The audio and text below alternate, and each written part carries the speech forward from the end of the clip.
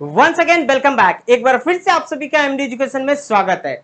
Jawahar Navodaya Vidyalaya entrance exam for class 6 के maths का chapter first संख्या और संख्या पद्धति के पार्ट 3 में क्वेश्चन को सॉल्व करना सीखेंगे। So let's start this video. तो देखिए बच्चों, क्वेश्चन फर्स्ट है 1 से 100 तक की अभाज्य संख्याओं की संख्या क्या है। तो देखिए, आपको सबसे पहले 1 से 100 तक की अभाज्य संख्या लिखना है, इनके बीच का। तो आप सभी को पता है कि अभाज्य संख्या क्या होता है। तो अभाज्य संख्या वे संख्या होता है जिसका कॉमन फैक्टर यानी कि मासा जो है 1 होगा। कहने का मतलब कि वो 1 से कटे और खुद से कटे और किसी भी नंबर से ना कटे, ऐसे संख्याओं को क्या बोलते हैं? तो ऐसे संख्याओं को अभाज्य संख्या बोलते हैं। तो देखिए कितने अभाज्य संख्या हैं। तो बच्चों ये 1 से 100 तक की अभाज्य संख्या हमने लिख लिया। अब इसे काउंट करते हैं। 1 2 3 4 5 6 7 8 9 10 11 12 13 14 15 16 17 18 19 20 21 22 23 24 25, यानी कि 1 से 100 तक के बीच की अभाज्य संख्याओं की संख्या कितने हैं बच्चों? तो बोलोगे 25 है। कितने हैं? 25। तो इसका सही उत्तर ऑप्शन सी हो जाएगा। नेक्स्ट क्वेश्चन है 70 और 90 के बीच आने वाली अभाज्य संख्या कितनी है। तो आप सभी को बताना है 70 से लेके 90 के बीच अभाज्य संख्या। तो 70 से लेके 90 के बीच क्या होता है? तो ये हो जाएगा आपका 71, फिर 73 और फिर ये हो जाएगा 79 और फिर ये हो जाएगा 83 और 89। ठीक है बच्चों, अब काउंट कर लीजिए। तो 1 2 3 4 5, यानी कि 70 से 90 के बीच अभाज्य संख्या कितने हैं? तो 70 से 90 के बीच अभाज्य संख्याओं की संख्या जो है 5 है। तो इसका सही उत्तर ऑप्शन बी हो जाएगा। नेक्स्ट क्वेश्चन है बच्चों, निम्नलिखित में से कौन सी अभाज्य संख्या है? तो आपको इसमें से अभाज्य संख्या ढूंढने हैं। आप सभी को पता है कि ये 75 क्या है, ये भी किसी न किसी टेबल से कट जाएगा। जैसे 5 से कट जाएगा, ठीक है। उसके बाद जो है 15 से कट जाएगा। फिर ये देखिए, ये 5 से कट जाएगा, 2 से कट जाएगा, 10 से कट जाएगा। इस तरीके से ये भी 2 से, 3 से, जो है 10 से, 5 से ये कट जाएंगे। यानी कि ऑप्शन ए जो है ये किसी से भी नहीं कटेंगे, 1 से कटेगा और खुद से कटेगा। इसके अलावा किसी से भी नहीं कटेगा। तो ऐसे संख्या, ऐसे नंबर को क्या बोलते हैं? तो ऐसे नंबर को बोलोगे बच्चों अभाज्य संख्या। तो 83 क्या है? ये अभाज्य संख्या। तो इसका सही उत्तर ऑप्शन ए हो जाएगा। नेक्स्ट क्वेश्चन है 2 अंकों की सबसे छोटी अभाज्य संख्या। अब 2 अंकों की सबसे छोटी अभाज्य संख्या बताना बच्चों। तो ये जो है आपको ऑप्शन दिए गए हैं, ऑप्शन के अकॉर्डिंग ही करने हैं आपको। वैसे तो 2 अंकों की सबसे छोटी अभाज्य संख्या बच्चों 11 होती है, लेकिन ऑप्शन के अकॉर्डिंग आपको यहां पे करना है इसका उत्तर। तो 2 अंकों की सबसे छोटी अभाज्य संख्या क्या होगा? 12 11 10 17 इनमें से। तो देखिए 12 क्या है? ये कट जाएगा। उसके बाद देखिए बी, अब बी जो है ये 11 दे रखा है। तो बच्चों ये 11 ही इसका सही उत्तर होगा, क्योंकि 2 अंकों की सबसे छोटी अभाज्य संख्या ये ऑप्शन में भी 11 दे रखे हैं और मैंने वैसे भी आपको बताया था कि 11 होगा। तो यहाँ की, हालांकि ऐसे क्वेश्चन जो है आपके ऑप्शन पे डिपेंड करता है। अगर ऑप्शन में जो सबसे छोटी होगा वही उसका आंसर होगा। जैसे कि आप सभी को पता है कि ये 12 तो अभाज्य संख्या है नहीं और 10 भी नहीं है, तो 11 है और 17 है। लेकिन यहां बात हो रही है सबसे छोटी की, तो सबसे छोटी में आ जाएगा 11। तो इसका सही उत्तर ऑप्शन बी हो जाएगा। नेक्स्ट क्वेश्चन है 1 0 2 7 तथा 6 से बनी सबसे बड़ी संख्या बताना है। अब इन अंकों से मिला के आपको सबसे बड़ी संख्या बनाना है। तो देखिए बच्चों, सबसे बड़ी संख्या,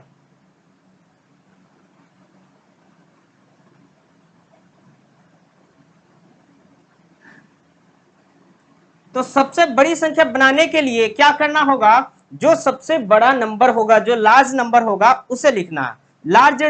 लार्ज डिजिट क्या है? तो ये आपका 7 है। 7 होगा, उसके बाद 6, फिर 2, फिर 1 और फिर ये 0।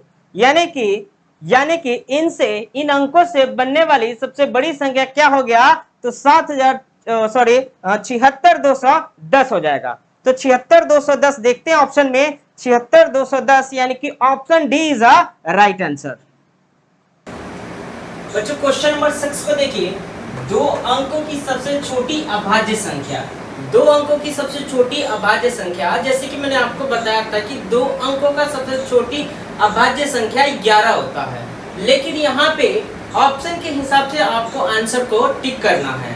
तो देखिए अब यहाँ पे 17, 8, 4 और 13 दिया हुआ है, तो इन चारों ऑप्शन में से कौन सी अभाज्य संख्या होगा जो सबसे छोटी होनी चाहिए। तो जो कि यहाँ पे आपको ऑप्शन डी में देखने को मिल रहा है कि 13 जो है सबसे छोटी अभाज्य संख्या है। Option D is a right answer. Next question है, कौन सी सम संख्या अभाज्य संख्या है। तो कौन सी सम संख्या अभाज्य संख्या है ये आपको बताना है। तो बच्चों एक बात बता दूं, दो ही एक ऐसा सम संख्या है जो सबसे छोटी अभाज्य संख्या है और सम संख्या भी है। तो देखिए तो कौन सी सम संख्या अभाज्य है, तो देखिए दो, option A is a right answer.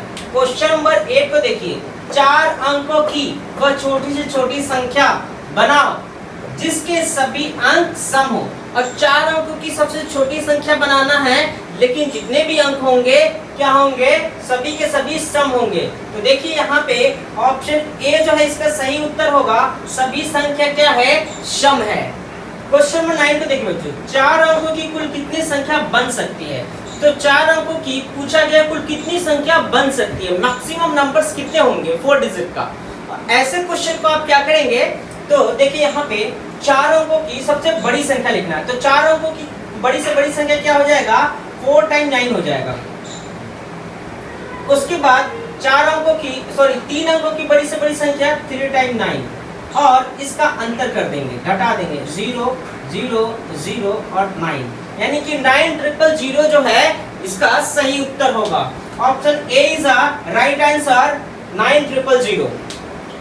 Question number 10 को देखिए, 3 अंकों की कुल कितनी संख्या बन सकती है। तो 3 अंकों की कुल कितनी संख्या बन सकती है, बिल्कुल पहले जैसा ही है। तो 3 अंकों का पूछा गया है, तो यहाँ पे 3 अंकों की सबसे बड़ी संख्या लिखेंगे और 2 अंकों की सबसे बड़ी संख्या, उसके बाद क्या करेंगे, आपको घटा देना है। तो इसका सही उत्तर 900 हो जाएगा। Option B is a right answer. देखिए बच्चों, 3 अंकों की कुल कितनी संख्या बन सकती है, 4 अंकों की कुल कितनी संख्या बन सकती है। ऐसे क्वेश्चन को आप डायरेक्ट भी कर सकते हैं। कैसे, देखिए जैसे कि मैंने बताया कि 4 अंकों की कुल कितनी संख्या बन सकती है, आपने क्या लिखा, 9 लिख के 3 0। क्या आंसर आया, 9 लिख के 3 0। और 3 अंकों की कुल कितनी संख्या बन सकती है, 9 लिख के 2 0। अगर पूछे कि 5 अंकों की कुल कितनी संख्या बन सकती है, तो क्या करेंगे, 9 लिख के 4 0। इस तरीके से आप इसका डायरेक्ट भी आंसर कर सकते हैं। नेक्स्ट क्वेश्चन की तरफ चलते हैं। क्वेश्चन नंबर 11, प्रथम 2 सम संख्याओं का योग क्या होगा। प्रथम 2 सम संख्याओं का योगफल पूछा गया बच्चों। तो देखिए प्रथम 2 सम संख्या यानी कि 2 हो गया अब प्लस 4 हो गया, अब इनका योगफल करना है, जोड़ना है। तो प्रथम 2 संख्या क्या हो गया, 2 सम संख्या 2 और 4, और इनको जोड़ेंगे तो क्या हो जाएगा, 6। तो इसका सही उत्तर 6 हो जाएगा। Option D is a right answer. Next question है क्वेश्चन नंबर 12, प्रथम 4 विषम संख्या का योगफल। प्रथम 4 विषम संख्याओं का योगफल बताना बच्चों। तो देखिए यह भी बहुत ही सिंपल क्वेश्चन है। तो सबसे पहले जान लीजिए कि प्रथम 4 विषम संख्या कौन कौन से हैं। तो 4 विषम संख्या 1, फिर है आपके 3, 5 और 7। ये है 4 प्रथम विषम संख्या। अब इनका योग करना है, तो योग कर लीजिए। अब योग करेंगे तो क्या हो जाएगा, 1 + 3 + 5 + 7 बराबर, तो 3 और 1 4, 4 5 4 9 और 9 और 7 16, यानी इसका सही उत्तर 16 हो जाएगा। Option A is a right answer. Question number 13 को देखिए बच्चों। क्वेश्चन नंबर 13 में पूछा गया है 98767 में, एक सेकेंड,